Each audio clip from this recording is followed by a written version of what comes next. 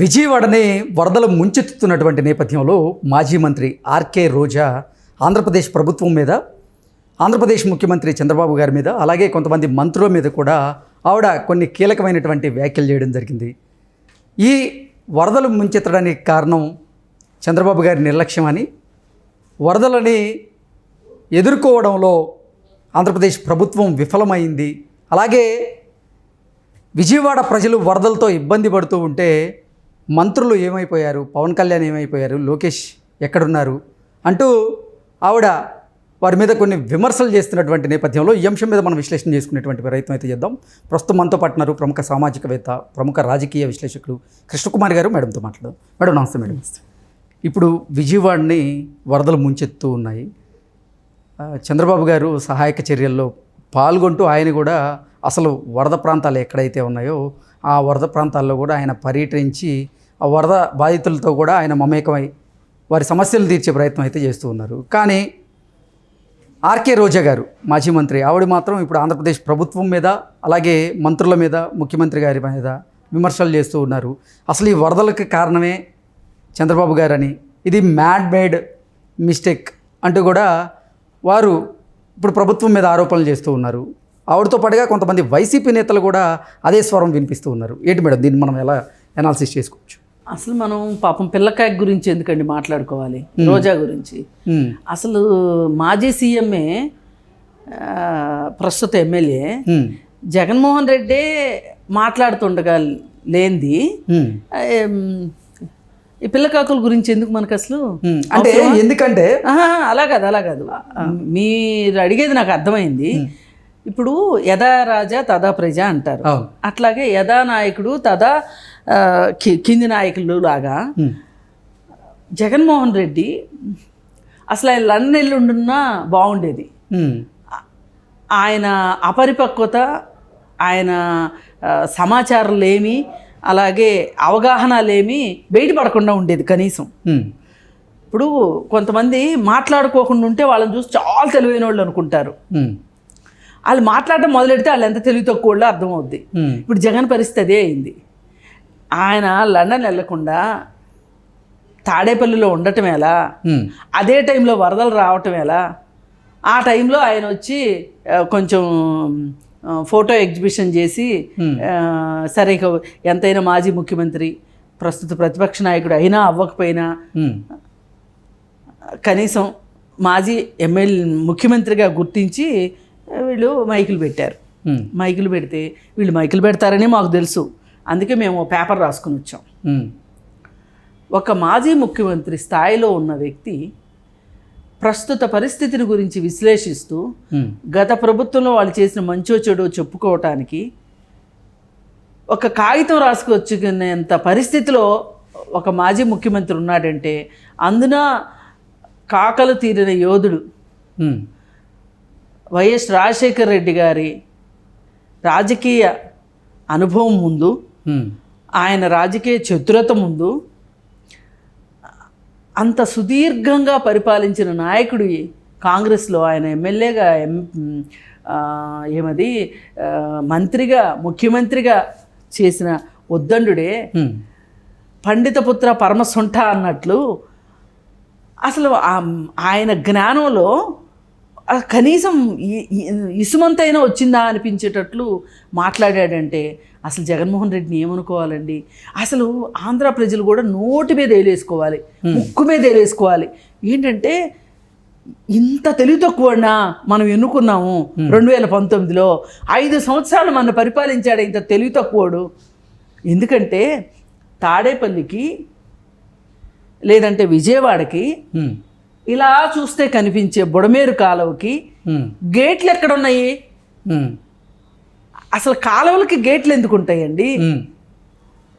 ఏమైనా ఉంటే చెక్ డ్యాములు ఉంటాయి, లేకపోతే రిజర్వాయర్లు ఏమన్నా కడితే వాటికి గేట్లు ఉంటాయి. కానీ బుడమేరు కాలువకి గేట్లు ఏంటండి? ఎవరు పెట్టారు? వాళ్ళ నాన్న పెట్టానని చెప్పాడు. ఏమన్నా ఆయన కల్లోకి వచ్చి గేట్లు ఎత్తేసాడు చంద్రబాబు నాయుడు తన ఇంటికి వరద రాకుండా ఉండటం కోసం. అందుకే ఇంత వరద వచ్చింది, ఇది మ్యాన్ మేడ్ ఫ్లడ్ అని చెప్పాడు. అసలు ఇంకా నయ్యం నేషనల్ మీడియా లేదు పుసిక్కిన. ఉంటే దేశమంతా కోడే కూసేది. ఇంత అధ్వానంగా ఆయన రాసుకుని ఇలా కిందకు చూసుకుంటూ మాట్లాడుతుంటే కనీసం ఇంత వరద వచ్చింది, కనీవిని ఎరగని వరద. దాదాపు ప్రకాశం బ్యారేజ్ కట్టిన తర్వాత ఇంత అతి ఎక్కువ వరద వచ్చింది ఇది మూడోసారి.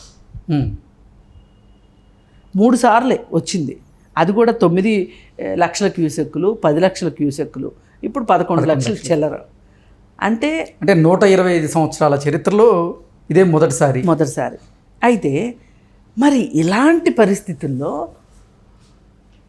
ఇంత వరద ఒక చంద్రబాబు నాయుడు తీసుకురాగలడు అని జగన్మోహన్ రెడ్డి అంటున్నాడు అంటే ఇది నాకు ఒక రకంగా చంద్రబాబు నాయుడుకి కితాబు ఇచ్చాడేమో అనిపిస్తుంది. ఓకే, ఒక వ్యక్తి ఇంత వరద తీసుకురాగలడా? అది ఇమాజినేషన్లోనో లేకపోతే గ్రాఫిక్స్లోనో బాహుబలి సినిమా లాంటి చోట సాధ్యం, కానీ ఇక్కడ సాధ్యమా? మరి ఇలాంటి నాయకుడు కింద పనిచేసిన మంత్రులు ఇలా కాక ఎలా మాట్లాడతారు? అసలు మీకు ఎందుకు డౌట్ వచ్చింది రోజా దగ్గర నుంచి ఇంతకంటే మంచి కామెంట్లు వస్తాయని? అంటే అసలు ఎన్నికల్లో ఓడిపోయిన తర్వాత ఎక్కడా కనపడినటువంటి రోజా ఓడారా గెలిచారా అనేది అనవసరం. ఆమె మొన్నే తిరుపతిలో ఆరంగేట్రం చేసింది. ఓడిపోయిన తర్వాత వచ్చి తిరుపతికి వచ్చి తిరుపతిలో దేవుణ్ణి మొక్కుకొని అక్కడ ఏమన్నా వీలైతే కొంచెం ఎక్కువ లడ్డూలు తీసుకొని కిందకు వచ్చి అమ్ముకుని ఉంటుంది. అది అయిపోయింది. అయిపోయిన తర్వాత ఇప్పుడు ఇక నేను దేని మీద మాట్లాడాలి?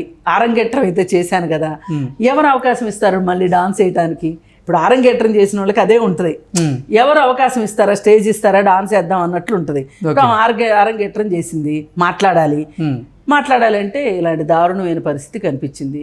మరి గొడ్లవెల్లేరు కాలేజీ విషయం కూడా కొంచెం మాట్లాడింది, తిరుపతిలో మాట్లాడి అది అయిపోయిన తర్వాత ఇప్పుడు ఈ రెండో సంఘటనగా ఈ వరదల గురించి మాట్లాడింది. అసలు చంద్రబాబు నాయుడు ఏమీ చేయలేదు అని. మరి ఇప్పుడు నేషనల్ మీడియాలో కూడా చంద్రబాబు నాయుడు పడవలో తిరిగింది, జేసీబీ మీద ఎక్కి తిరిగింది, అర్ధరాత్రి 2 కూడా పర్యటనలు చేసింది, నేషనల్ మీడియాలో వచ్చింది. అంటే వాళ్ళు గ్రాఫిక్స్ వేశారా? వాళ్ళు ఏమైనా మార్ఫింగ్ చేశారా? అంటే పాత రోజుల్లో వరదలు వచ్చినప్పుడు జగన్మోహన్ రెడ్డి ఆ విధంగా తిరిగితే జగన్మోహన్ రెడ్డి మెడ మీద చంద్రబాబు నాయుడు తలకాయ పెట్టి మార్ఫింగ్ చేసి నేషనల్ మీడియా వేసింది అనుకోవాలి ఇప్పుడు. మరి అలా ఎలా మాట్లాడగలుగుతుందండి? ఎక్కడున్నాడు పవన్ కళ్యాణ్? ఎక్కడున్నాడు లోకేష్ ఎక్కడున్నాడు? ఇప్పుడు అక్కడ హోంమంత్రి, నీటిపారుదల శాఖ మంత్రి రామానాయుడు, చంద్రబాబు నాయుడు, అలాగే మాజీ నీటిపారుదల శాఖ మంత్రి దేవినేని ఉమా, వీళ్ళందరూ కింద మీద పడి పనిచేస్తున్నారు. వాళ్ళందరికీ ఫుడ్ ఇవ్వటం ఏంటి, మంచి ఏంటి, చెడు ఏంటి అన్నీ చేస్తున్నారు. వ్యవస్థలన్నింటినీ కదిలించి వ్యవస్థలన్నింటినీ పనిచేయిస్తున్నారు. ఇంత పనిచేయిస్తా ఎక్కడ మూలపాడు దగ్గర నుంచి మొదలెట్టి మూలపాడు అవతల ఇంకా అవతలకి వెళ్ళాలి అంటే అక్కడ రోడ్డు కట్ అయిపోయింది ఐతవరం దగ్గర. అక్కడి నుంచి మొదలెట్టి మూలపాడు, జూపూడి, ఇబ్రహీంపట్నం ఈ గ్రామాలన్నీ తిరుగుతా, మైలవరం ఇవన్నీ తిరుగుతా చంద్రబాబు నాయుడు వాళ్ళందరినీ ఓదార్చి ధైర్యం చెప్పిన సందర్భంలో మరి మా వాళ్ళందరూ పనిచేశారు అని చెప్పాడు మొన్న. ఎవరు? జగన్మోహన్ రెడ్డి. సీమ నుంచి కూడా వచ్చారు. కార్పొరేటర్ స్థాయిలో పోటీ చేసిన వాళ్ళ దగ్గర నుంచి పోటీ చేసిన ఎమ్మెల్యేల దగ్గర నుంచి అందరూ వచ్చేసారు, ఇక్కడే పనిచేస్తున్నారని చెప్పాడు. మరి కాగడ పెట్టి ఎతికినా ఒక్క మనిషి లేడు అక్కడ. ఒక్క ప్రజాప్రతినిధి లేరు, ఒక వైఎస్ఆర్సీపీ అభ్యర్థి లేరు. ఆయన తెలివిగా సీమ నుంచి వచ్చారని చెప్పాడు. ఎందుకు చెప్పాడంటే లోకల్ లీడర్స్ అందరూ ఉన్నారు అంటే ఎతుకుతారు కదా ఏడి ఏడి ఏడి అని. అందుకని తెలివిగా ఏం చేశాడంటే సీమ నుంచి వచ్చారు, మా సీమ నుంచి వచ్చారని చెప్పాడు. అయితే లోకల్ వాళ్ళు పనిచేయలేదు అని చెప్పటానికి మీకు ఒక మంచి ఉదాహరణ చెప్తాను నేను. ఇప్పుడు ఈ ఏరియాలో అంటే ఇబ్రహీంపట్నం ఏరియాలో ఉండే జోగి రమేష్, అది అతని స్వస్థలం, సొంతూరు. ఫెర్రీ అక్కడ పవిత్ర సంగమం ఉంటుంది. అక్కడ ఆ వరుస గ్రామాలకి కరకట్ట ఉండదు. ఈ కరకట్ట లేని దరిమిల ఎప్పుడు పెద్ద వర్షాలు వచ్చినా, లేదు కృష్ణానదిలో హెవీ వాటర్ వచ్చినా, ఫ్లడ్ రావక్కర్లా, హెవీ వాటర్ వచ్చినా సరే ఈ వరుస గ్రామాలన్నీ, పరివాహక గ్రామాలన్నింటిలోకి నీళ్ళు వస్తాయి. కోటికిలిపూడని, జూపూడని, ఇలా ఇబ్రహీంపట్నం, ఇలా వరుసగా. అయితే ఆ వచ్చేటప్పుడు ఆ పవిత్ర సంగమం దగ్గరే ఉంటుంది ఈ ఫెర్రీ అనేది. ఆ ఊర్లోనే ఉంటాడు జోగి రమేష్. పుట్టి పెరిగింది ఆ ఊర్లో. అయితే ఆ ఊర్లో మత్స్యకార కుటుంబాలు ఎక్కువ ఉంటాయి. పేదవాళ్ళు, చిన్న గుడిసెలు. ఇప్పుడు ఏమన్నా గోడలు కట్టుకున్నారేమో, కానీ నాకు తెలిసినప్పుడు మట్టుకు చాలా గుడిసెలు అవన్నీ. వాళ్ళు ఏ రోజు తిండి తెచ్చుకుంటే ఆ రోజు తిని బతికే మనుషులు. అలాంటి వాళ్ళందరికీ ప్రతి సంవత్సరం ఒక్కసారైనా ఎంతో కొంత వరద వస్తుంది. వాళ్ళు నష్టపోతూనే ఉంటారు. అయితే ఆ ఊర్లో వాళ్ళు ఉంటే, నువ్వు ఒక మాజీ మంత్రివి, ఇప్పుడు ఎమ్మెల్యే కాకపోయినా సరే ఆ ఊర్లో పుట్టి పెరిగావు. ఆ ఊరు వాళ్ళకి చంద్రబాబు నాయుడు ఏమీ చేయలేదు అని మాట్లాడతాడు జోగి రమేష్. ఆ ఊర్లో తను ఉన్నాడు కదా, ఆ ఊర్లో తను ఎందుకు చేయకూడదు? పైగా పడవే తిరుగుతుంది వాళ్ళ ఊర్లో కూడా. పడవలో నుంచి బయటకు వచ్చి ఒక కారు తీసుకొని 10 మంది కార్యకర్తలను తీసుకుని, వైసీపీ కార్యకర్తల్ని, ఆ జూపూడి అవన్నీ ఇప్పుడు చంద్రబాబు నాయుడు తిరిగిన ఏరియాల్లో మీరెందుకు తిరగలేదు? మీరెందుకు ఏమీ సహాయం చేయలేదు? అక్కడ ఏమీ చేయకుండా నువ్వు ఇంట్లో కూర్చొని వరండాలో నుంచొని చక్కగా సోద్యం చూస్తా, భార్యాభర్త ఇద్దరు లాహిరి అన్నట్లు వరద నీటిని చూస్తా నవ్వుతున్నారు వాళ్ళిద్దరూ. వాళ్ళకి తోడు వాళ్ళ అబ్బాయి. సరే, వీళ్ళు ముగ్గురు కలిసి ఇంకో విచిత్రం ఏం చేశారంటే, అసలు ఆ ఊర్లో ఉన్న మహా అయితే 300 మంది జనాభా ఉంటారు ఆ ఊర్లో. 300 మంది జనాభాకి తన ఇంట్లో వంట చేయించి పెట్టడం పెద్ద కష్టం కాదు. ఎందుకంటే ఫస్ట్ ఫ్లోర్లోకి నీళ్లు రాలా, సెల్లార్లోకి నీళ్లు వచ్చింది. వంటలు చేయించి వాళ్ళందరికీ భోజనాలు పెట్టొచ్చు కదా, వాళ్ళందరినీ తెచ్చి నీ ఇంట్లో అట్టి పెట్టుకోక్కర్లా, పెట్టొచ్చు కదా.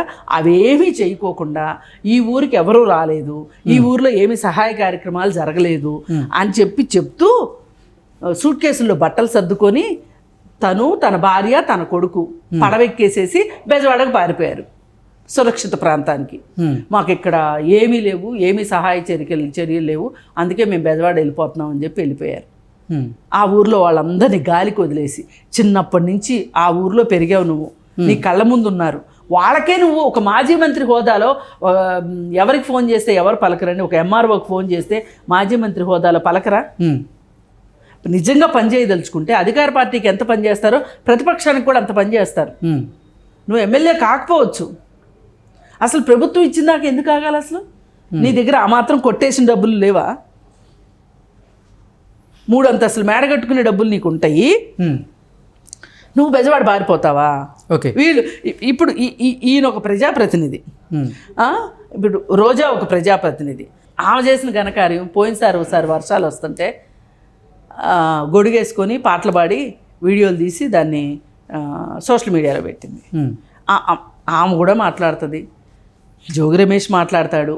ఇంకా మీకు తెలిసిన వాళ్ళు ఎవరైనా ఉంటే చెప్పండి.